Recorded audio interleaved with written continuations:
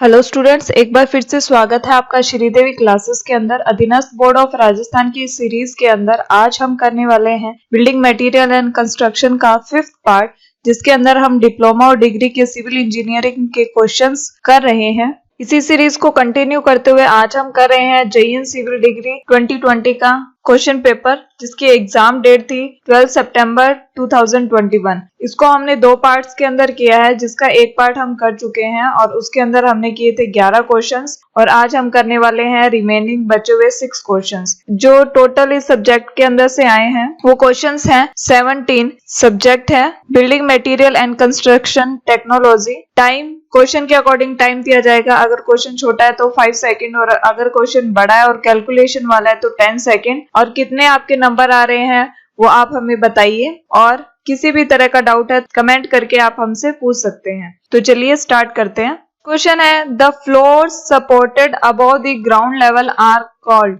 भूतल से ऊपर समर्थित मंजिलों को कहा जाता है।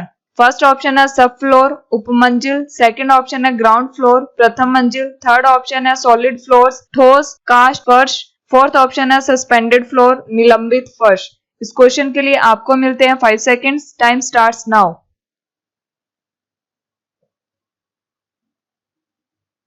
Okay, time up. इस क्वेश्चन का करेक्ट आंसर है fourth number option suspended floor निलंबित फर्श। क्वेश्चन के अंदर दिया हुआ है अबव द ग्राउंड लेवल, और अगर यही दिया होता ऑन द ग्राउंड लेवल उस टाइम पे होता ग्राउंड फ्लोर, जबकि ये दिया हुआ है अबव द ग्राउंड लेवल तो वो होता है सस्पेंडेड फ्लोर। अगर यही फ्लोर है वो बिलो द ग्राउंड होता तो उसे हम कहते हैं सब फ्लोर।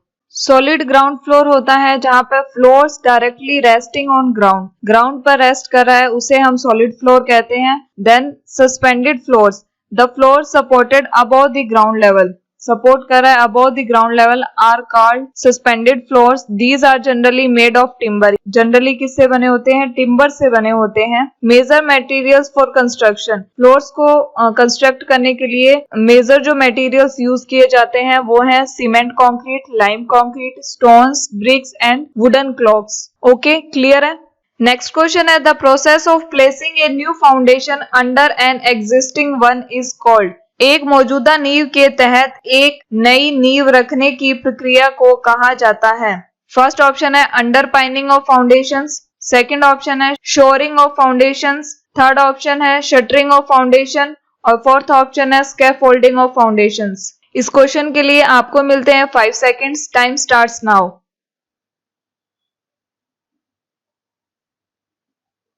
Okay, time up. इस क्वेश्चन का करेक्ट आंसर होगा अंडरपाइनिंग ऑफ फाउंडेशंस, नींव का अतः पृष्ठीकरण। जो एग्जिस्टिंग फाउंडेशन है वो ज्यादा लोड बियर नहीं कर पा रही है, इसलिए हमें एक नए फाउंडेशन लगानी पड़ती है, उसके लिए हम अंडरपाइनिंग करते हैं।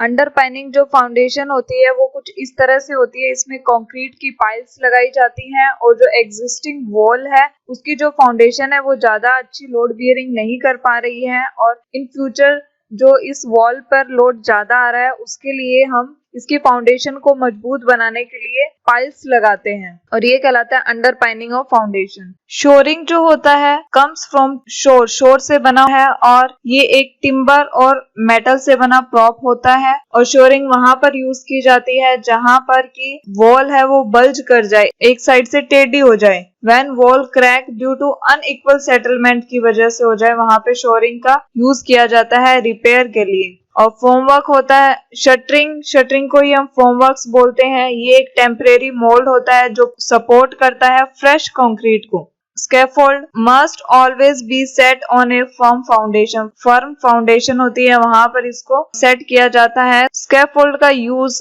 सफिशिएंट स्ट्रेंथ प्रोवाइड करने के लिए किया जाता है। स्कैफोल्ड एक तरह से बेस प्लेट भी हो सकती है। नेक्स्ट क्वेश्चन है trestle scaffolding is used for.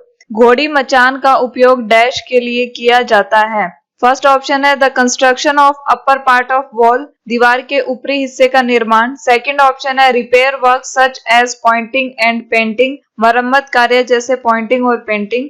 Third option है painting and repair works inside the room up to a height of 5 metre, कमरे के अंदर 5 मीटर की ऊंचाई तक पेंटिंग और मरम्मत कार्य। और फोर्थ ऑप्शन है ब्रिक लेइंग, ईंट बिछाने। इस क्वेश्चन के लिए आपको मिलते हैं 5 seconds. Time starts now.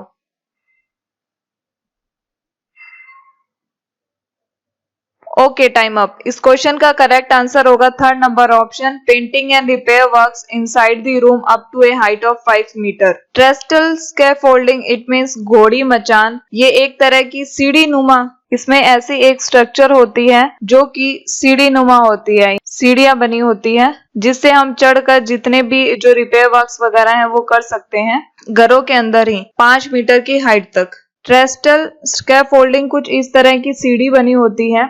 As the name suggests, this type of scaffolding is supported on tripod type movable ladders. Movable ladders होती हैं tripod type की, जैसे कि ट्राइपॉड होता है उसकी लेग्स होती है उसी तरह इसकी भी लेग्स होती हैं। This type of scaffolding is use primary in indoors, indoors में यूज की जाती है like for repair and painting works के लिए, और इसका इंडोर वर्क्स के अंदर 5 मीटर की हाइट तक हम इसको यूज कर सकते हैं। ओके, तो ये जो स्कैफोल्डिंग है ये कुछ इस तरह की होती है, लैडर, सीढ़ी नुमा।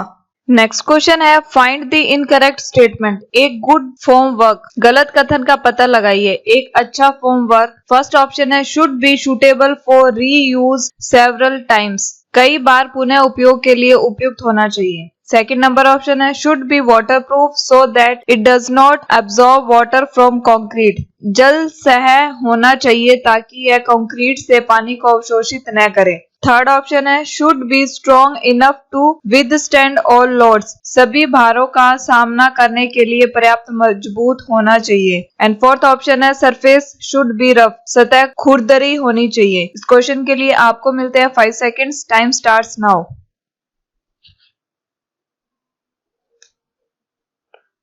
Okay, time up. इस क्वेश्चन का करेक्ट आंसर होगा सरफेस शुड बी रफ, सतह खुरदरी होनी चाहिए। हमें पता करना था इनकरेक्ट स्टेटमेंट। फॉर्मवर्क के केस के अंदर ये तीनों जो स्टेटमेंट है ये सही है, सिर्फ एक फोर्थ स्टेटमेंट ही है जो गलत है। फॉर्मवर्क एक टेम्परेरी स्ट्रक्चर होती है जो कंस्ट्रक्शन वर्क को एक सपोर्ट देती है, जैसे कि कॉलम बनाते हैं तो इसके साइड के अंदर फॉर्मवर्क्स लगाए जाते हैं जिससे इस कॉलम को एक स्पेसिफिक शेप मिले। तो ये फॉर्मवर्क्स ऐसे होने चाहिए जो बार बार में यूज किए जा सके, वाटर प्रूफ हो, नहीं तो ये पानी को एब्जॉर्ब कर लेगा जो कि हमने स्ट्रक्चर के अंदर यूज किया है, इसलिए ये वाटर प्रूफ होने चाहिए। नेक्स्ट क्वेश्चन है, तार is a by product of, तार डैश का उप उत्पाद है। फर्स्ट ऑप्शन है डिस्ट्रक्टिव डिस्टिलेशंस ऑफ कोल, कोयले का भंजक आसवन। सेकंड ऑप्शन है destructive distillation of asphalt, asphalt का भंजक आसवन। थर्ड ऑप्शन है डिस्ट्रक्टिव डिस्टिलेशन ऑफ एग्रीगेट्स, मिलावे का भंजक आसवन। और फोर्थ ऑप्शन है destructive distillation of bitumen, bitumen का भंजक आसवन। इस क्वेश्चन के लिए आपको मिलते हैं 5 seconds, time starts now.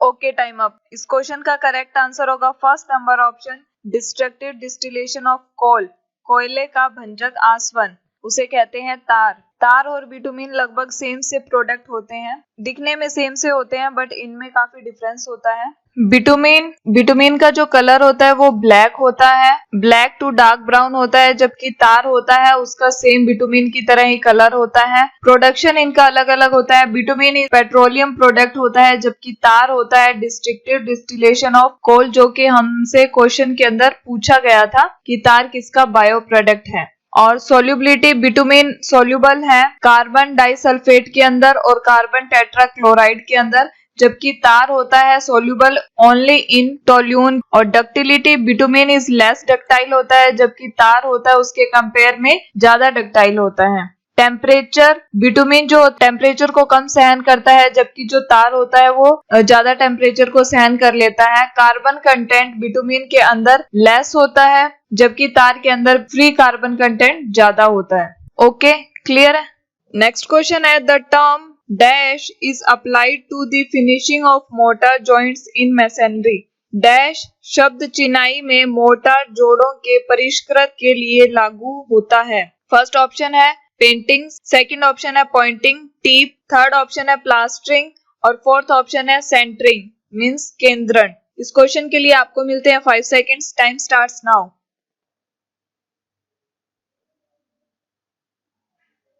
Okay, time up. इस क्वेश्चन का करेक्ट आंसर होगा पॉइंटिंग, टीप, चिनाई के अंदर जो मोर्टार के जो जॉइंट्स होते हैं उनको फिनिशिंग देना पॉइंटिंग कहलाता है। पेंटिंग होता है कलर करना, प्लास्टरिंग होता है मोर्टार को वॉल पे लगाना, और सेंटरिंग और इसके साथ में ही शटरिंग, ये दोनों एक सपोर्ट प्रोवाइड करते हैं स्ट्रक्चर को। सेंटरिंग और शटरिंग फॉर्मवर्क्स के अंदर यूज किए जाते हैं। सेंटरिंग होता है जो हॉरिजॉन्टल मेंबर्स होते हैं किसी स्ट्रक्चर को सपोर्ट करने के लिए, उन्हें हम बोलते हैं सेंटरिंग। और शटरिंग होता है जो वर्टिकल मेंबर्स होते हैं, ये स्ट्रक्चर है इसको सपोर्ट करने के लिए जो वर्टिकल मेंबर्स लगाए जाते हैं उन्हें हम बोलते हैं शटरिंग।